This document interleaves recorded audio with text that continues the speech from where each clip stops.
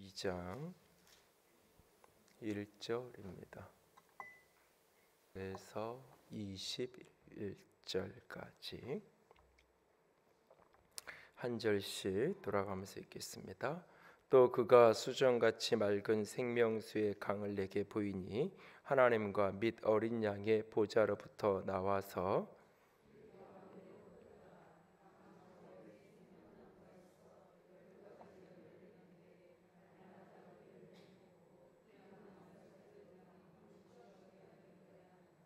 다시 저주가 없으며 하나님과 그 어린 양의 보좌가 그 가운데에 있으리니 그의 종들이 그를 섬기며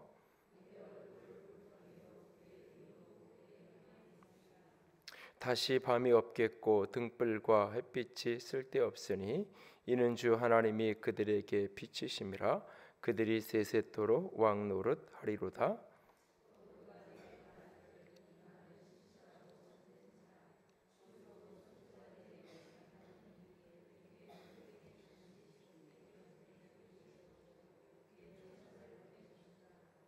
보라, 내가 속히 오리니 이 두루마리의 예언의 말씀을 지키는 자는 복이 있으리라 하더라.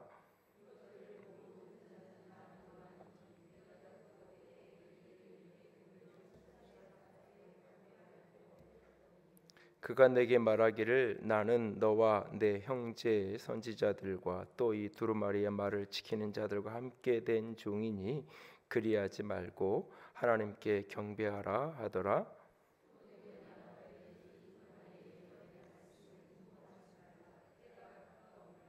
불의를 행하는 자는 그대로 불의를 행하고 더러운 자는 그대로 더럽고 의로운 자는 그대로 의를 행하고 거룩한 자는 그대로 거룩하게 하라.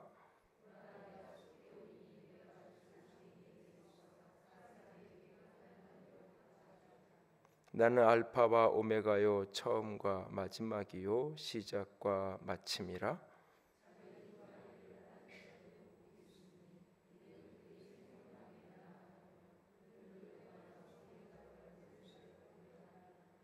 개들과 점술가들과 음행하는 자들과 살인자들과 우상 숭배자들의 과 및 거짓말을 좋아하며 지어내는 자는 다 성 밖에 있으리라.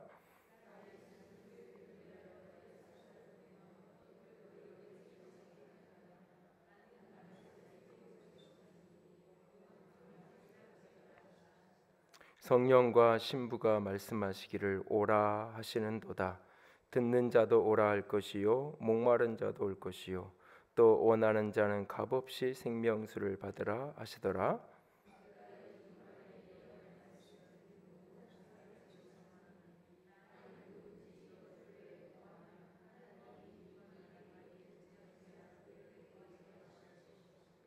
만일 누구든지 이 두루마리의 예언의 말씀에서 제하여 버리면 하나님이 이 두루마리에 기록된 생명나무와 및 거룩한 성의 참여함을 제하여 버리시리라.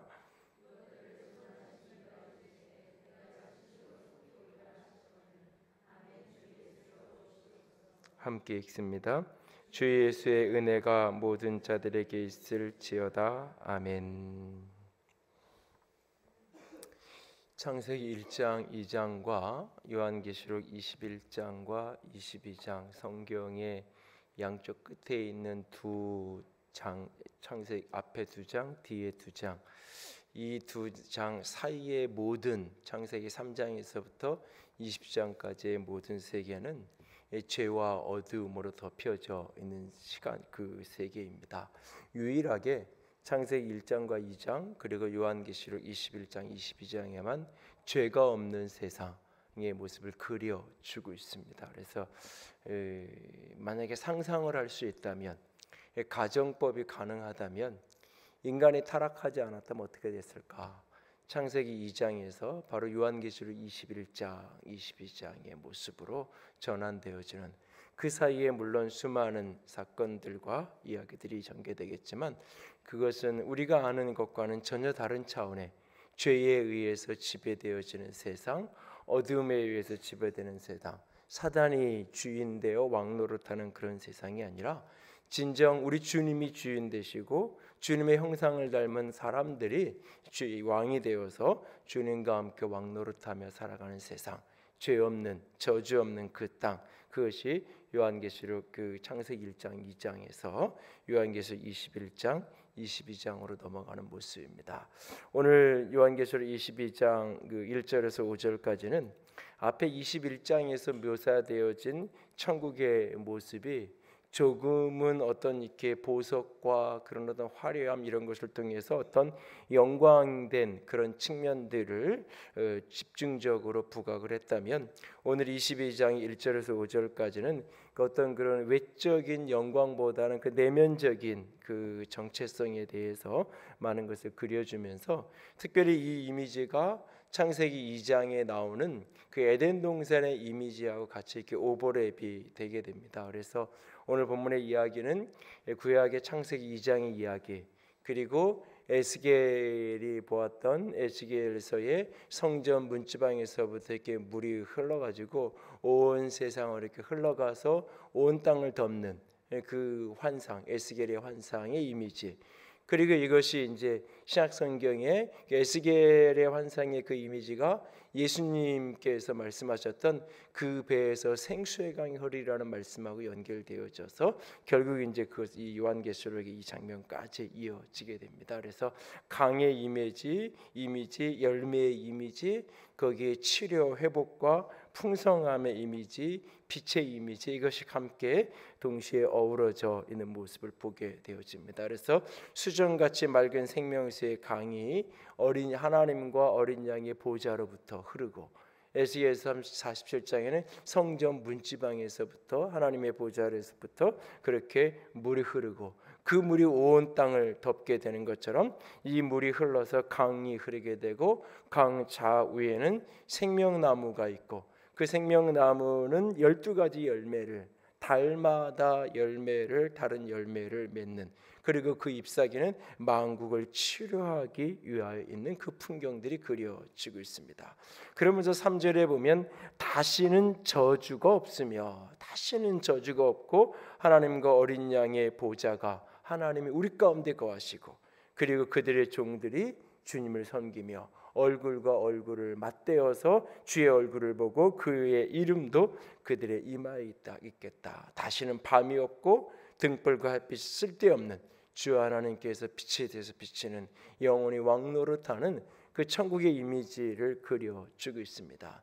이게 창세기의 에덴 동산의 그 이미지처럼, 에덴 동산에 하나님이 동산 가운데 거니신다라고 말씀하세요. 창세기 3장에 보면 하나님께서 이렇게 동산에 이렇게 거닐고 오시는 모습을 보면서 이 아담과 하와가 자기들의 죄와 벌거벗었음을 알고 피하여 숨는 풍경, 마치 그런 것처럼 그렇게 동산을 거닐어서 주님 하나님이 거닐어서 아담에게 다가오시는 것처럼, 마치 그 이미지처럼 우리가 하나님의 얼굴과 얼굴을 맞대어 보게 될 것입니다. 에덴 동산의 한 가운데 있었던 그 생명나무, 그 생명나무를 인간의 범죄함으로 말미암아 생명나무로 가는 그 길을 막아놨어요. 생명나무는 길을 막아서 아무도 그 생명나무에 이르지 못하도록, 죄가 해결되지 않은 채로 그 어두움의 상태에서 그 생명나무를 건드리지 못하도록 하나님께서 완전히 생명나무의 길을 막아놓는 이 모습으로 창세기 3장 죄와 저주의 마지막 모습이 그려지고 있어요. 그런데 그 생명나무의 길을 막는 그것은 저주인 동시에 축복이었어요. 저주받은 죄 가운데 있는 인생이 그 모습으로 영원히 살지 않도록 생명나무 대신 예수 그리스도를 믿음으로 그 생명으로 거듭나고 생명을 얻어서 영원한 생명나무가 가득한 이 천국에 이룰 수 있도록, 그리고 이 천국의 이 생명나무는 12가지의 열매를, 달마다 다른 생명의 풍성함의 열매를 맺혀서 풍성한 생명으로 입히시고 치유하시고 회복하시는 그 모습, 그 에덴의 동산의 한가운데 있었던 그 동산, 그 생명나무가 이곳에서는 강 좌우편에 수많은 나무 한 그루가 아니라 수많은 나무가 되어서 그렇게 수많은 12가지의 열매를 맺는 그런 어떤 풍경의 이미지로 그려지고 있는 것을 보게 됩니다. 그리고 여기는 더 이상 다시 저주가 없다라고 말합니다. 인간의 죄로 말미암아 드리워진 창세기 3장 이후에 드려진 그 수많은 죄의 저주, 너는 흙이니 흙으로 돌아갈지니라 라고 주께서 말씀하셨다. 원래 인간은 하나님의 형상이에요. 하나님 같은 존재로 하나님의 형상으로 사람을 지으셨어요. 그 창세기 1장과 2장의 모습이에요.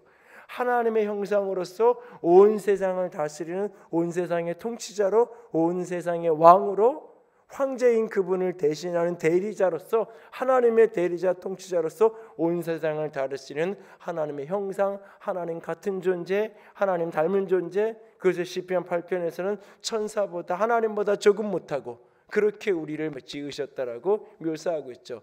그게 하나님 같은 존재로 인간을 지었어요. 근데 인간이 죄를 짓고 타락하고 어두운 가운데 놓여진 그 인생을 향하여 하나님은 너는 흙이다라고 말하고 있어요. 죄가 들어오고 죄로 말미암은 죄의 결과, 그 저주가 들어진 인생은 하나님의 생기가 공급되어진 생명의 역사, 하나님의 생기가 불어넣어진 하나님의 형상의 가치로 살아가는 존재가 아니라 흙과 같은 존재가 되어서 결국 흙이니 흙으로 돌아갈지니라, 죽을 수밖에 없는 그런 존재, 영원한 생명의 존재가 아니라 죽음의 존재가 되어버린 것, 그것이 인간에 들어진 저주예요. 그리고 평생을 살면서 그 죽음을 연습하고 살아가는, 그래서 사람과 사람 사이의 관계 속에서 끊임없이 서로를 집착하고 서로를 굴복시키려는 끊임없는 그런 욕망 속에 살아가는, 끊임없이 사람과 사람 사이에서 부부관계 속에서 뿐만 아니라 모든 관계 속에서 사랑이라는 미명 아래 집착하고 또 집착하는 그런 모습으로 가장 고통스럽게 만들어 놓는 그런 모습, 사랑이라는 이름으로 지배하고 굴복시키려는 그런 모습, 그것을 창세기 3장의 저주 어린 모습으로는 남편은 너를 다스릴 것이고 지배할 거고 굴복시킬 거고, 너는 남편을 사모할지니라, 원할지니라. 그것은 사랑한다는 이야기가 아니에요. 집착한다는 얘기예요. 끊임없이 사랑을 요구하는, 집착하는 그 모습 속에서 결국 인간의 관계가 서로가 서로를 핑계하고 책임 전가하고 원망하는 그런 어떤 비극적인, 가장 아름다운 공동체가 가장 비극의 공동체로 바뀌어지는 그 저주 어린 모습, 그리고 땅이 저주를 받아 가시와 엉겅퀴를 내어주는, 그래서 땀 흘려 고통받지 않은, 고통이 없이는 살아갈 수 없는 인생, 땀 흘려 수고하지 아니하고는 인생을 살아갈 수 없는 인생, 자녀가 낳는 것이 해산의 고통이 더하여진다라고 말하고 있어요. 자식이 고통이고 일하는 것이 고통이에요. 근데 역설적인 것은 자식이 없으면 그게 고통이니까 없으면 행복하고 좋으면 좋겠는데, 굉장히 역설적이죠. 자식이 고통이고 아픔이고 힘듦이라고 얘기해요. 그걸 모두가 동일하게 이야기해요. 그러면 결혼을 해도 자식을 안 가지면 되고 안 낳으면 되잖아요. 어떤 모습에서. 그러면 그 고통을 안 지고 살아갈 수 있는 거잖아요. 그런데 끊임없이 또 그거를 원해요. 끊임없이 자식이 없으면 없는 것이 자식이 있는 고통보다 더 큰 고통이라고 여기면서 그렇게 살아가요. 오랫동안 이렇게 결혼을 하고 아이가 안 생기던 그 부부에게 오래전에 그런 얘기를 했던 기억이 있어요.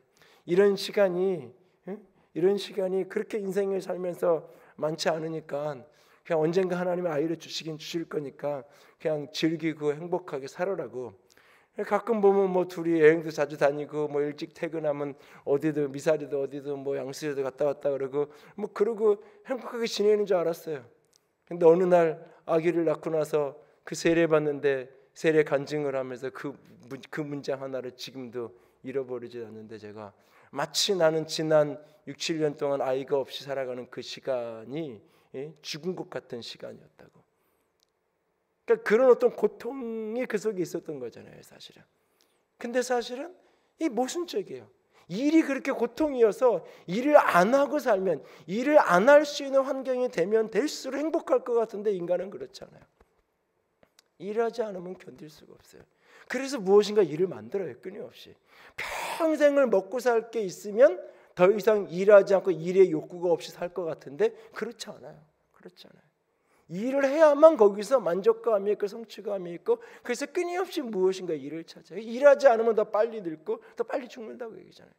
그것이 일정한 수입, 우리는 요즘에 일을 하면 자꾸 돈으로 돈이 얼마나 수입이 있느냐면 수입이 있는 건 일이고 수입이 없는 건 일이 아니고, 또 비전 이런 거, 미래에 대한 꿈 이런 걸 얘기하면 자꾸 이걸 먼저 직업으로 먼저 연결시켜서, 비전이 뭐냐 꿈이 뭐냐라는 이야기는 아주 어떻게 보면 세속적인 질문. 너 뭐 하고 먹고 살 건데, 이런 이야기.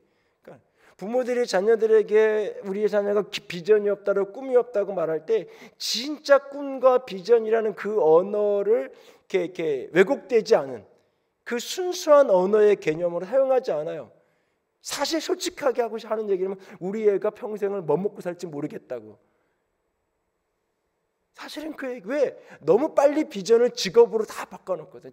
비전을 다 전공으로 직업으로 너무 빨리 다 바꿔놓고 생각을 하니까 사실은 비전이라고 말할 때 떠오르는 게 별로 없는 거예요. 사실. 그렇게 언어가 자꾸 왜곡되어지는 모습으로 인생을 살아가게 만들잖아요. 이 땅에서의 삶이 끊임없이 고통의 모습 속에 살아가는데, 일하지 않으면 행복하고 좋아야 되는데 아니에요. 일을 해야 돼요. 이게 모순이에요. 땀 흘려 일하는 것이 고통이 되었고 자식을 낳는 것이 고통이 되었어요. 그래서 지금은 현대의학으로 많이 극복이 되었지만, 과거에는 여자가 아이를 낳는 것은 특별히 첫째, 둘째, 셋째까지는 거의 생명을 거는 거잖아요.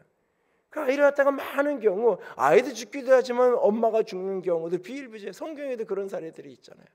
생명을 걸고 그 일을 해. 그 고통이에요. 그런데 그거 없으면 없는 게 또 저주인 줄 알고 살아가는 그런 어떤 모순. 일하지 않으면 일할 거리가 없고 이러면 참 행복하고, 일하지 않아도 먹고 살 수 있으면 다 좋기만 할 것 같은데 그렇지 않아요. 사실은 사람은 이 모순 속에 인생을 살아갈 수, 그게 바로 저주예요. 어떤 의미에서 저주예요. 어떤 거, 자식을 있어도 고통이고 없어도 고통이고, 일을 해도 고통이고 안 해도 고통이고, 인생을 사는 것 자체가, 인생 자체가 그냥 그 고통이, 그게 저주받은 인생, 사는 인생이 바로 그런 차원의 인생을 살아갈 수밖에 없는 존재가 된 거예요. 관계도 그렇고 모든 일들 속에서. 그런데 천국이라는 것은 이 저주가 극복되어진 나라, 이 저주가 끊어진 나라. 그래서 예수님의 십자가를 해석하면서 갈라디아서에서 그가 나무에 달린 그분께서 나무에 달리심으로 말미암아 모든 저주를 담당하셨다고 이야기하잖아요. 신약은 예수님의 십자가를 내 죄를 씻고 용서하고 죄로부터 나를 구원하는 사건으로도 묘사하지만, 종종 저주로부터 우리를 구원한, 저주로부터를 회복한 사건으로 묘사하고 있어요. 그러니까 죄가 원인이라면 저주가 결과예요. 죄 때문에 우리가 저주받은 인생을 살아갈 수밖에 없게 된 거예요. 그래서 이 죄로부터 구원을 이야기하는 때는 다 설명하지 않아도 죄의 결과인 저주로부터의 구원이라는 개념에 같이 들어있는 거예요. 근데 문맥에 따라서, 상황에 따라서 초점이 때로는 죄로부터 해방을 더 강조하는 본문이 로마서 같은 데 많고, 갈라디아서 같은 데는 죄에 대한 이야기도 하지만 저주로부터 회복에 대한 이야기를 종종 하는 것을 보게 돼요. 천국은 죄가 없는 온전히 회복되어진 나라. 그래서 죄의 결과인 어떤 저주도 다시는 거기서 경험되어지지 않은 나라. 그 저주의 가장 핵심적인 본질이 뭐냐? 죽음이에요. 죽음. 더 이상 죽음에 대한 공포, 죽음에 대한 두려움, 이 죽음의 그 그림자 속에 살지 않아도 되는 곳, 그것을 천국으로 우리에게 묘사하고 있어요. 영원한 생명이 되신 그분과 함께 얼굴과 얼굴을 맞대어서 보면서, 얼굴과 얼굴을. 고린도전서에서 거울과 거울로 보는 것처럼 희미한데, 그 나라가 되면 얼굴과 얼굴을 맞대어 본다고 얘기하죠. 근데 요즘에는 거울이 너무 좋아져서 거울로 보는 것처럼 희미하다 그러면 이게 잘 개념이 안 와요. 그래서 그게 잘 모르겠으면 옛날 양은 냄비 생각하면 돼요. 거기다 대고 내 얼굴을 보면 이게 흐릿하잖아요. 뭔가 크게 점 있는 건 보이는데 작은 건 하나도 보이지 않잖아요. 마치 그런 풍경처럼, 우리가 이 땅에서 하나님을 알고 이 땅에서 하나님을 경험한다고 하는 그 많은 것들은 사실 뭐 이렇게 장님 코끼리 만지듯이 마치 그런 거예요. 커튼 너머의 것을 이렇게 보는 것 같은 그런 흐릿한 거예요. 그런데 그날 얼굴을 맞대어 보는 모습으로 내가 그분을 경험하게 되는 그 나라, 모든 저주로부터의 회복이 이루어지는 나라, 그것이 천국이에요. 더 이상 창세기 3장에서 요한계시록 20장까지 이게 수많은, 특별히 요한계시록의 앞부분에 등장하는 수많은 전쟁과 공포와 두려움과 아픔과 그 모든 것들, 짐승과 용과 음녀와 그 수많은 바벨론과 그 모든 어두움에 의해서 짓밟혀지고 고통받아야 된 그 어떤 것도 더 이상 겪지 않아도 되고, 그 어떤 것도 더 이상 그것 때문에 괴로워하고 고통받지 않아도 되는 그 나라, 그 영원한 나라, 그 천국, 오늘도 끊임없이 그 천국에 대한 소망이, 비전이 우리 속에 살아 움직일 수 있기를 원합니다.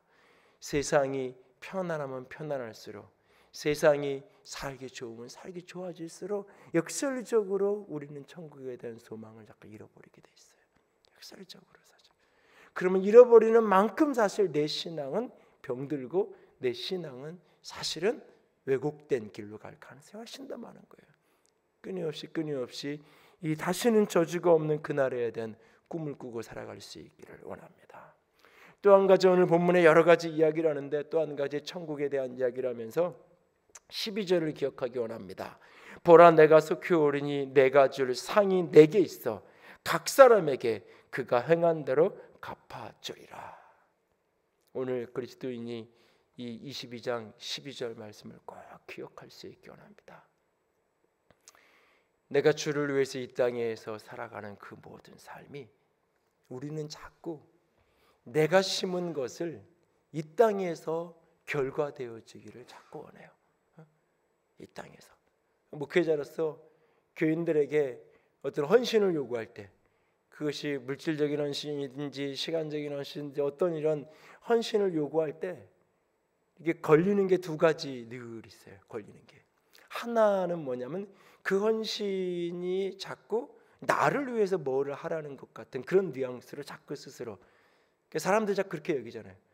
그 우리 그 아들 친구가 오래전에 그 학교에서 그랬다 그러는데, 그 이제 아빠가 목사인 거 뭐 이런 거 하니까, 야 그러면 교인들이 내는 헌금은 다 니네 아버지가 가져가냐? 뭐 이런 얘기를 했다 그러던데, 뭐 예를 들면 그런 식으로 그게 때로는 이렇게 생각을 착각을 하는 것처럼, 때로는 어떤 이렇게 그런 식으로 왜곡된 이미지로 실제 그렇게 잘못하는 사례들도 다 목회자들이 잘못한 결과를 자업자득으로 받는 건데, 원인이 어디에 있든지 끊임없이 뭔가 교회를 위해서 헌신하라고 요구하고, 어떤 그것이 재정적인 것인지 뭐 시간이 어떤 것에 헌신을 촉구하려고 그런 어떤 설교를 하거나 그런 권면이나 이런 걸 하려고 할 때마다 뒷덜미 자꾸 잡아당기는 거예요.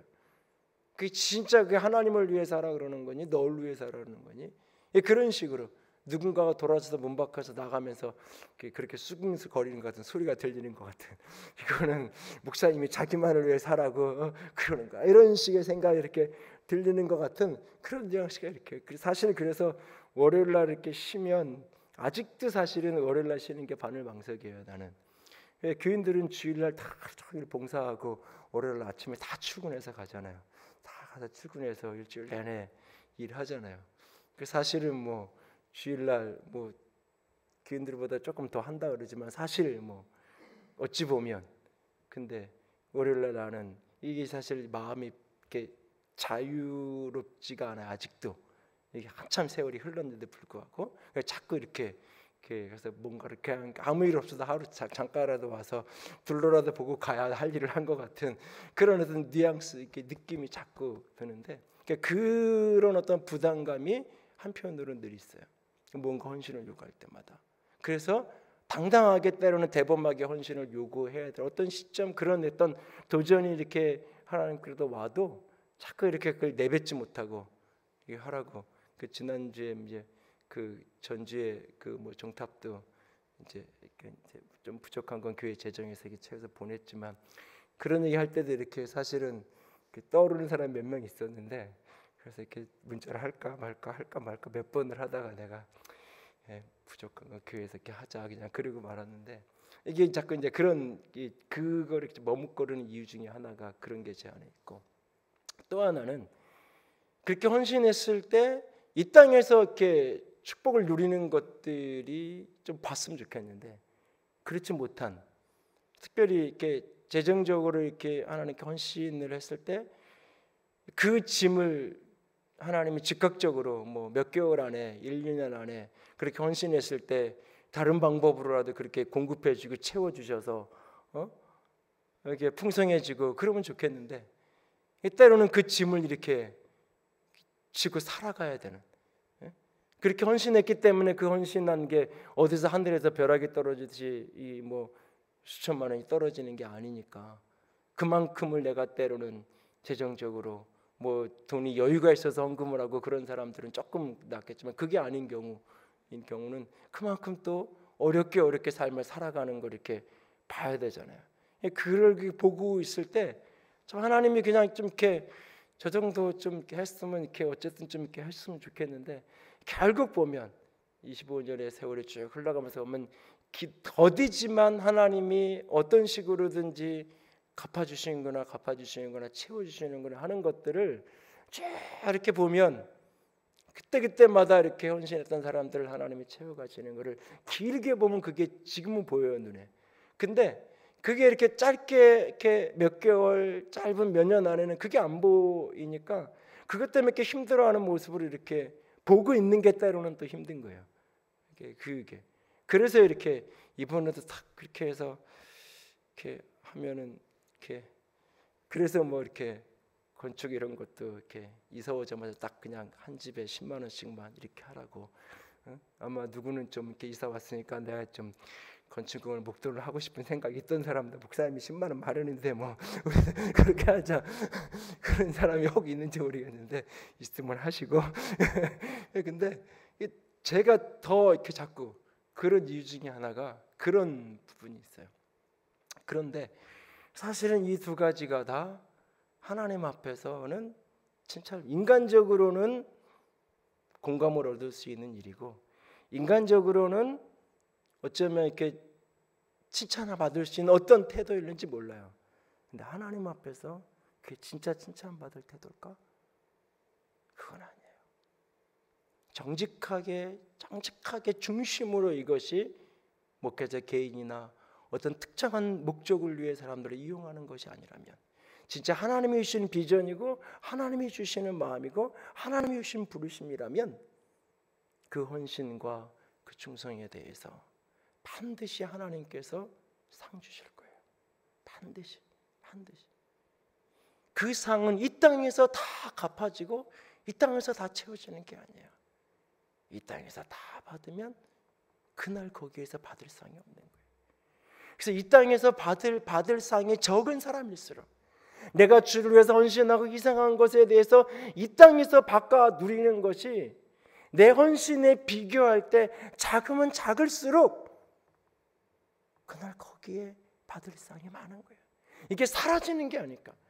내가 받을 상의 총량은 내 헌신의 행위대로 갚아주시는, 내 삶에 심은 대로 거두어지는, 내가 심은 만큼 거두어지는 내 상의 총량은 일정해요. 근데 그걸 이 땅에서 다 받았어. 그럼 거기에서는 받을 게 거의 없는 거예요. 이 땅에서 받을 게 작으면 작을수록, 이 땅에서 받은 게 부족하면 부족할수록 그날 거기에서 내가 받을 게 더 크다는 얘기예요. 분명히 오늘 말씀하고 계세요. 주님이 내가 줄 상이 내게 있다라고. 각 사람에게 뭉뚱그려서 한꺼번에 도매겨 각 사람에게, 그 각 사람이 행한 대로, 생각만 갖고 있던 거 말고, 마음만 갖고 있던 거 말고, 마음만 내가 이거 하고 싶어, 생각만 나 이거 할 거야, 이런 거 말고, 그 사람이 그 마음과 생각을 삶으로 옮긴, 행함으로 헌신했던 그것 하나님이 그것대로 상 주신다고 말씀하세요.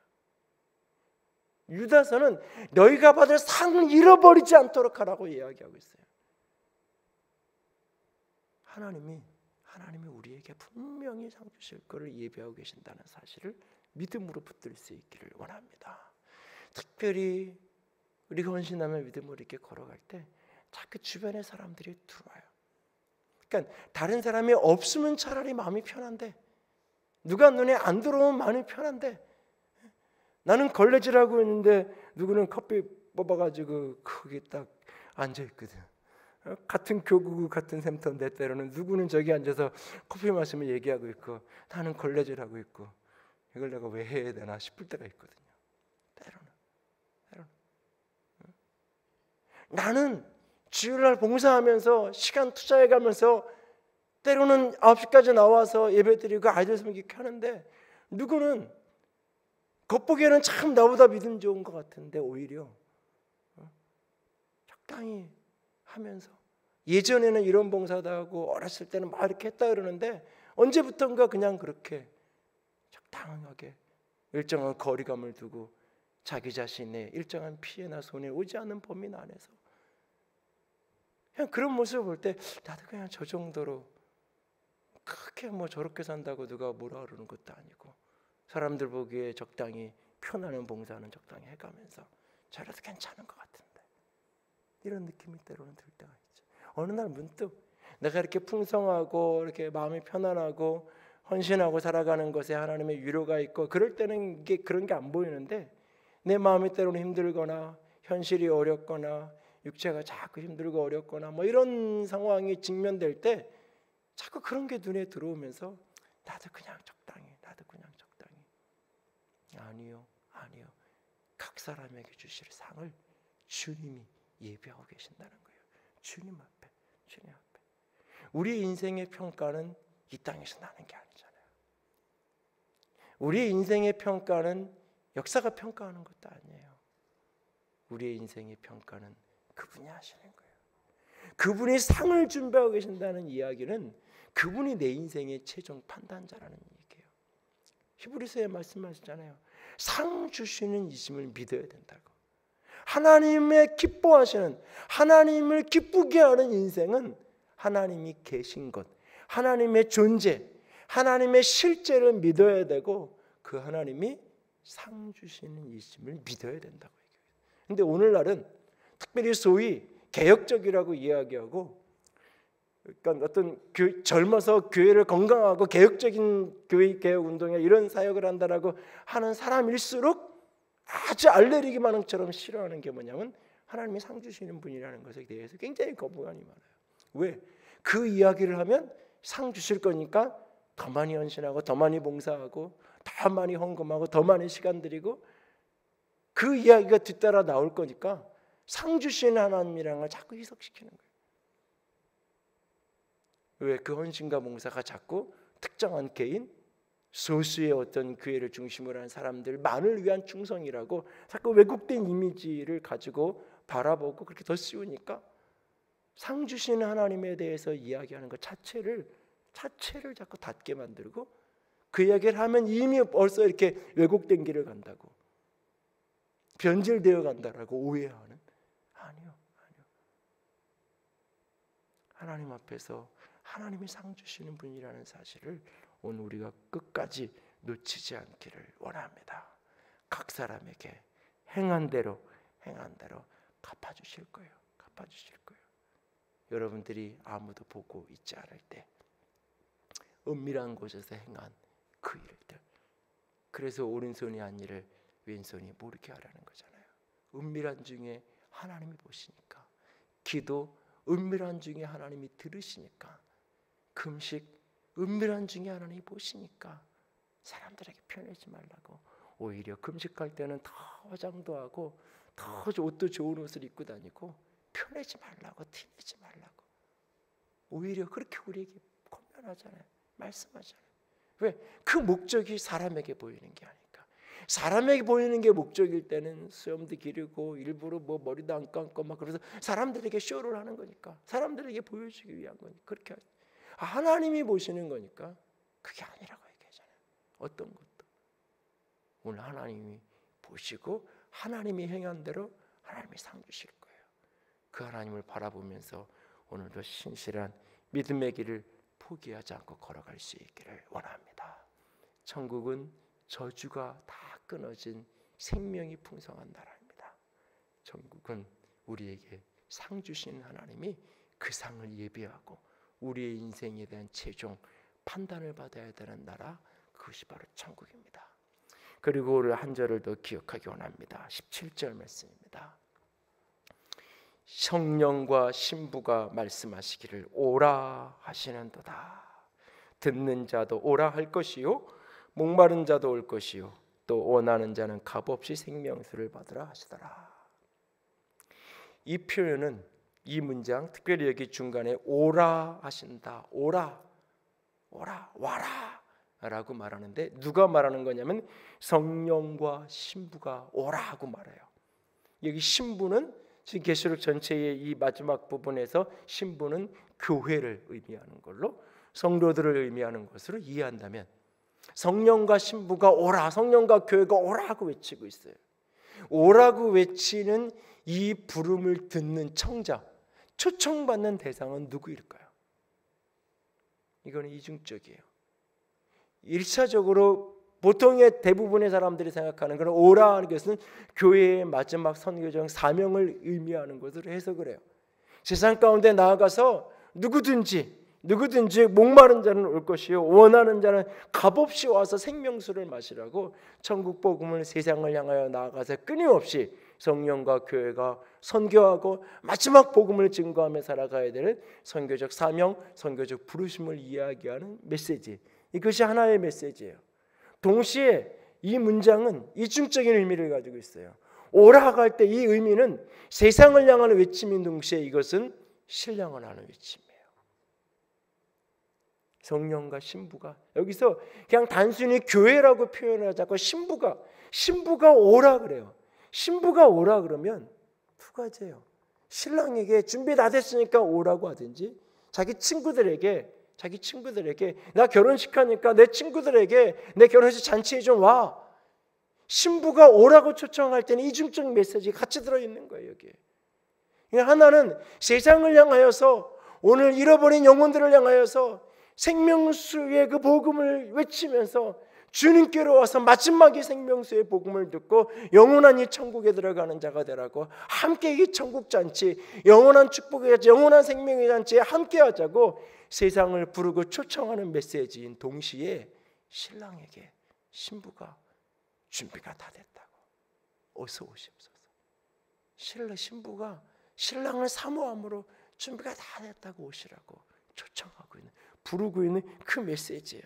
오늘 말씀에 보면 7절에 가보면 보라 내가 속히 오리라, 속히 오겠다고 말씀하고 계세요. 20절에도 내가 진실로 속히 오리라, 신랑이 속히 오린다고 얘기해요. 그 속히 오겠다는 그 신랑의 말씀 앞에 교회가, 신부가 오라, 오십시오, 아멘 주 예수여 오시옵소서, 아멘 주 예수 오시옵소서 라고 외치는 신부가 준비가 다 되었다고 신랑을 부르고 있는 이 외침. 오늘 교회는, 오늘 그리스도인들은 이 두 가지 이중적인 부름을 끊임없이 외치는 공동체가 되어야 돼요.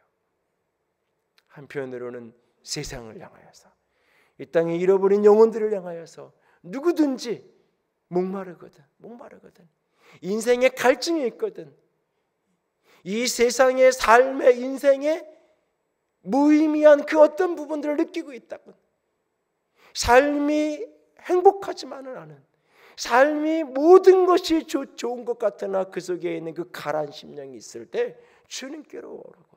인생의 갈증은, 인생의 목마름은 오직 예수 그리스도 안에서만 해결된다. 왜?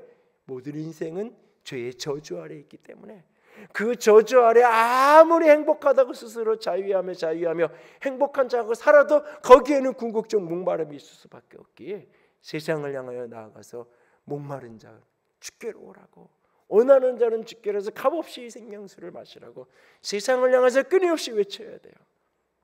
동시에 우리는 주님을 향하여서 우리의 경배와 찬양과 모든 예배의 결론은 오시옵소서. 여러분, 우리가 사랑한다고 말하면서, 주님을 사랑한다고 말하면서, 주님은 한없이 좋은 분이라고 말하면서 오겠다고 하는데 조금 오지 마시라고, 조금 천천히 와야 된다고 말한다면 그 사랑이 진짜예요? 사춘기 아이들이 가끔 엄마나 아빠한테 전화해서 언제 와 그러잖아요. 이게 진짜 엄마가 빨리 왔으면 좋겠는 의미일까요? 아니면 다른 복선이 깔려 있는 걸까요? 그럴 때 전화 받자마자 엄마 지금 갈게, 빨리 갈게, 엄마 보고 싶어서 그래? 그러면 그 애가 느낌이 어떨까요? 엄마 오니까 너무 좋다. 뭐 그럴 수도 있을 거예요. 우리 딸은 그러긴 할 텐데.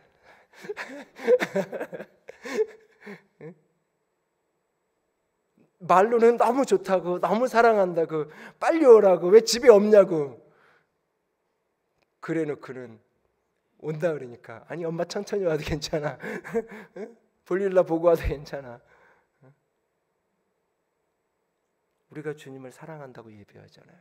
사랑한다고 찬양하고 주님을 경배한다고 예배하고 주님 가까이 가기 원한다고 말하고 우리 가운데 임재하시라고 말하잖아요. 그런데 영으로 임재하신 것까지는 좋은데 직접 오시는 것은 좀 천천히. 그 천천히가 아직 구원해야 될 영혼이 있기 때문에 아직 내 사랑하는 사람들, 내 가족들, 내 친구들 가운데 아직 이 구원의 방주 안에 들어오지 못한, 아직 생명수 강가에 이르지 못한 영혼들이 있기에 그 안타까움 때문에 조금만 기다려달라고, 그 안타까움 때문에 조금만 좀 늦춰달라고, 내가 가서 데리고 오겠다고, 내가 가서 마지막으로 복음을 전할 수 있는 조금의 기회를 좀 달라고. 그게 아니라 내가 조금을 더 세상을 엔조이해야 되겠으니까 이제 막 나 이사 왔는데, 이제 막 나 대학 들어갔는데, 이제 막 나 조금 삶의 여유가 좀 생겼는데, 이제 좀 즐기면서 좀 살았으면 좋겠는데 지금 오신다고요? 조금만 늦게, 조금만 나중에. 그렇다면 그게 진정 사랑하는 걸까요? 그렇다면 그게 진짜 사랑하는 걸까요? 말로는 사랑한다고 말하지만 가슴으로는 사랑하지 않는 거 아닐까요? 오늘 교회는, 오늘 그리스도인들은 오라 세상을 향해서 신랑 되신 예수님을 향하여 이 외침을 중심으로 외칠 수 있는 공동체가 되어야 돼요. 중심으로 외칠 수 있는 사람이 되어야 돼요. 그가 진정한 신부예요. 그가 진정한 신부예요. 그것이 진정한 교회예요. 오늘 우리는 진정한 신부로, 우리는 진정한 교회로 오늘을 살아가고 있나요? 우리 안에 중심으로 주님을 향하여 오라고 외치는 그 열정이 우리 속에 있나요? 아멘, 아멘. 내가 속히 가리라. 아멘. 너무 좋습니다. 그 말이 진리입니다. 내가 믿습니다. 주여 오시옵소서, 오시옵소서. 아멘. Come Lord Jesus. 제가 몇 번 소개해드린 적이 있죠. 이집트의 카이로 외곽에 있는, 우리나라 지금은 하늘공원이 되어 있지만 그 하늘공원을 이쪽 이 강남 쪽에 있는 이 올림픽대로에서 쭉 타고 올라가면서 보면 산 봉우리 두 개가 큰 언덕이 있잖아요. 그게 다 난지도 쓰레기 더미 산이잖아요. 수많은 엉마주의들이 쓰레기 더미, 그 쓰레기 더미 주위에 수많은 사람들, 지금 상암동 그 언덕이 다 그런 사람들이 널브러져 살던 그런 시절이 있었잖아요. 카이로 외곽에 바로 그런 지역이 있어요. 난지도와 같은 쓰레기 더미, 그 야산 같은데 우리나라 돌산 그냥 이렇게 채석장 해놓은 것처럼 그런 산 그 구석구석에 발을 딛고 길을 걸어가려면 도대체 어디에 발을 디뎌야 될지를 모르겠는 그 썩는 냄새, 그 길을 걸어갈 수 없는 그 도시 속에 사는, 그 언덕 저 위쪽으로 올라가면 산속에 건물을 바깥에 지을 수 있는 돈이 없어서 그 돌산을 위에서부터 깎아 내려가서 돌산을 깎아서 아치형으로 이렇게 벤치처럼 만들어 놓는 교회가 있어요.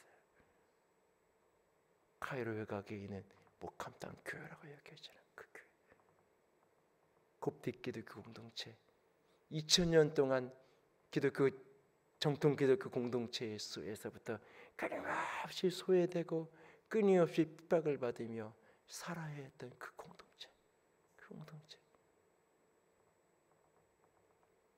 그 동굴로 만들어진 그 교회 예배실 저 안쪽에 들어가면 벽에 그 바위를 파서 아멘. Come Lord Jesus. 주 예수여 어서 오시옵소서. 카이로 저녁에 새벽마다 쓰레기를 주워오는 일들을 그 마을 사람들이 해요.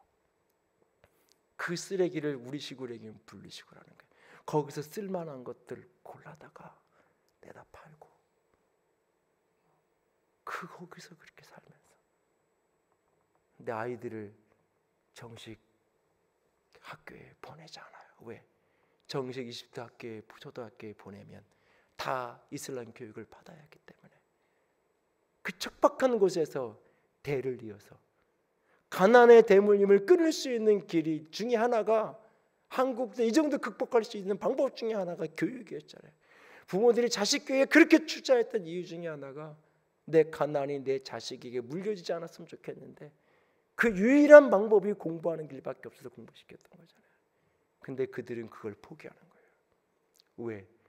그렇게 가면 어렸을 때부터 코란을 배워야 되고 포기하는 거예요. 태어날 때부터 손목에다가 곱디 기독교 공동체의 십자가를 아이들에게 문신으로 손목에 새겨줘요. 딱 잡아서 손을 올리면 기독교인이라는 표가 나와요.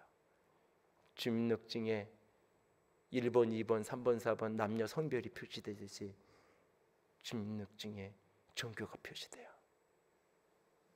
어디에 무슨 서류를 넣든지 기독교인이라는 게 확인되는 순간 고위공직에 올릴 수 있는 모든 길은 다 닫혀요. 소위 좋은 직장이라고 인기 있는 직장이라고 하는 곳에는 다 취업이 불가능해요. 누구도 하지 않는, 오늘날 우리 표현으로 바꾸면 3D 업종이라고 하는 곳들에서 밖에는 살아갈 수밖에 없는. 그러면서도 그들은 신앙의 정체성을 지켜가요. 이 땅에서 평생을 가난하게 살아야 되고, 이 땅에서 나와 내 자녀가 평생 이 쓰레기 더미 위에서 살다, 이 토굴 속에서 살다가 인생을 마쳐도 괜찮다는 거예요. 왜? 이 세상과는 비교할 수 없는, 저 카이로 시내의 화려한 저택과는 비교할 수 없는 저 천국이 내게 분명히 있고, 그 천국의 주인공으로 나와 내 자녀들이 살아갈 것이기에 내가 자녀들을 공부 열심히 시키고 많은 것 물려줘 이 땅에서 호요식하게 하고 이 땅에서 화려한 저택에 살게 하는 것보다 내가 이 아이들에게 더 큰 축복을 주는 것은 이 세상 넘어 영원한 천국의 축복, 그것을 잃어버리지 않도록 하는 것, 그것을 빼앗기지 않도록 하는 것, 이것이 가장 큰 축복이라고 여기기에 아이들의 손목에 그리스도인의 표징을 그 어린아이에게 새겨주고, 아이들의 교육을 세상에 그 코란의 교육을 탄절시켜가면서 그렇게 세워가요. 누군가는 손가락질할지 모르지만, 그래서 수천 년 그 수많은 핍박과 이슬람의 수많은 고통 속에 살아가면서도 그들은 여전히 이집트 인구의 10% 내외의 기독교 공동체를 유지해가면서 자신의 정체성을 잃어버리지 않은 채로 그렇게 살아가고 있어요. 그들의 가슴에 있는 가장 큰 소원은 뭐냐? 옷이 없어서, 옷이 없어서, 옷이 없어서. 주 예수여, 옷이 없어서. 주님을 향하여서, 신랑을 향하여서 오라고 외칠 수 있는 신부는, 오라고 외칠 수 있는 신부는 한눈 파는 신부가 아니에요. 한눈 팔고 있는 신부는 신랑을 향해 오라고 할 수가 없어요. 잠깐 기다리라고 할 수밖에 없는 거예요. 신랑은 오긴 오는데, 신랑을 맞이하긴 맞이할 건데 지금은 아니라고 한눈 팔고 있는 신부는 그럴 수밖에 없는 거예요.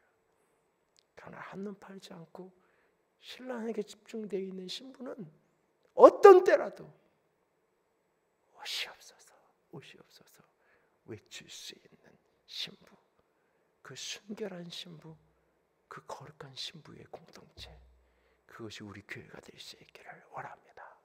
그것이 저 여러분이 될 수 있기를 원합니다. 오늘 성경의 맨 마지막 장, 오늘 성경의 맨 마지막 메시지는 오늘 우리에게 이것을 그려주고 있는 거예요. 천국이 어떤 나라인지, 우리가 꿈꾸고 바라봐야 될 그 나라가 어떤 곳인지, 저주가 다시는 저주가 없는 그 나라, 그리고 이 땅에서의 모든 삶에 대해서 상 주시기 위해서 예비한 상을 가지고 오시는 그 나라, 그분을 맞이하는 신부인 나는, 오늘 성령이 여기 우리 안에 거하시고 우리 가운데 함께 한다고 할 때 신부인 교회는 과연 오라고 외치는 공동체인가? 세상을 향하여, 주님을 향하여 오라 오라 오라, 아멘 주 예수여 오시옵소서, 그렇게 끊임없이 외치고 증거할 수 있는 저와 여러분이 될 수 있기를 원합니다. 한눈 팔리지 않는 신부, 신랑만을 사랑하는 신부, 그런 교회, 저와 여러분이 우리 모두가 될 수 있기를, 특별히 우리 교회가 그런 교회로 이 마지막 때에 한눈 팔지 않고 오직 주님만을 바라보고 오직 잃어버린 영혼만을 바라볼 수 있는 교회가 되게 해달라고, 목회자를 위해서 기도할 때마다 하나님, 한눈 팔지 않는 목회자 되게 해주세요. 오직 신랑에게 집중되어진, 영혼에게만 집중되어진 그런 하나님의 사람으로 살아갈 수 있게 주님이 지켜주시고 성령께서 붙들어 주세요. 그렇게 기도해 주시고 함께 그런 공동체를 세워갈 수 있는 우리가 될 수 있기를 주님의 이름으로 부탁을 드립니다. 기도합시다.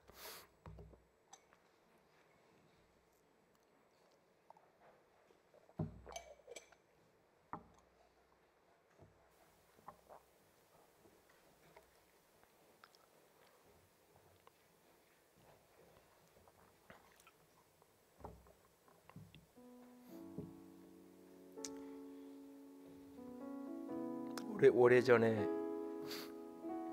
카이로의 그 외곽에 있는 그 마을을 지나가며 보았던 그 어린 아이들이 떠오릅니다. 겉모습은 너무너무나 초라한데, 겉모습은 너무너무나 불쌍한데, 겉모습은 너무너무나 안 되었는데, 아이들의 눈은 너무 맑았고 아이들의 얼굴은 너무 환했습니다. 그곳에서 만나는 사람들마다 너무너무나 척박한데, 너무너무나 아픈 땅에 사는데, 근데 그들은 하나같이 너무너무나 얼굴이 환했습니다. 마치 세상이 알지 못하는 기쁨이 내 안에 있다라고 말하는 듯, 마치 카이로 시내에 저 화려하게 살아가는 수많은 사람들은 알지 못하는 그 기쁨이 내 안에 있다고 말하는 듯, 그 사람들의 표정들, 그 거리의 아이들은 그랬습니다. 내 안에, 우리 안에 그 기쁨이 일어날 수 있기를 원합니다. 세상의 그 무엇으로도 대신할 수 없는 기쁨, 세상의 그 어떤 것으로도 채울 수 없는 기쁨, 천국을 사는 기쁨, 하나님의 나라 백성의 기쁨, 신랑을 기다리는 신부의 기쁨, 신랑이 나를 위해서 그 영원한 천국 새하늘과 새 땅을 이 땅에 가져오시며 나를 위한 상을 예비하시고 이 땅에 오신 그 기쁨, 그 영광을 바라보며 한없이 기뻐하는 그 감격, 그 은혜가 하나님 내 안에 있게 해주세요. 우리 안에 그 은혜가 있게 해주세요. 특별히 우리의 자녀들 가슴에 그 생명의 축복이 있게 해주세요. 천국의 감격이, 신랑 되신 예수님을 향한 사랑의 열정이 그들에게 있게 해주세요. 이 땅의 모든 것을 다 잃어버려도 예수만은, 천국 생명만은 잃어버리지 않는 아이들 될 수 있게 해달라고. 이 땅의 모든 것을 얻고 천국을 잃는다면 다 잃은 것이기에 아버지, 아무 것을 얻지 못해도 좋습니다. 영원한 생명을, 천국을 잃어버리지 않게 해주세요. 위하여서 기도하며 나아가기 원합니다. 같이 기도합니다.